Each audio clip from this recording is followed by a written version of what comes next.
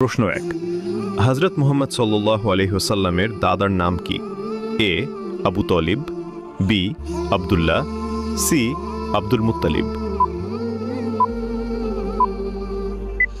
সঠিক উত্তরটি হবে অপশন সি আব্দুল মুত্তালিব। প্রশ্ন ২। হযরত মুহাম্মদ সাল্লাল্লাহু আলাইহি ওয়াসাল্লামের দাদির নাম কি? এ আমিনা, বি ফাতিমা বিনতে আমর, সি খাদিজা। সঠিক উত্তরটি হবে অপশন বি ফাতেমা বিনতে আমর। প্রশ্ন ৩। ইসলামের ইতিহাসে প্রথম মুয়াজ্জিন হওয়ার গৌরব কে অর্জন করেন? এ আবু বকর রাদিয়াল্লাহু আনহু, বি ওমর রাদিয়াল্লাহু আনহু, সি বিলাল রাদিয়াল্লাহু আনহু। সঠিক উত্তরটি হবে অপশন সি বিলাল রাদিয়াল্লাহু আনহু। প্রশ্ন ৪। হযরত মুহাম্মদ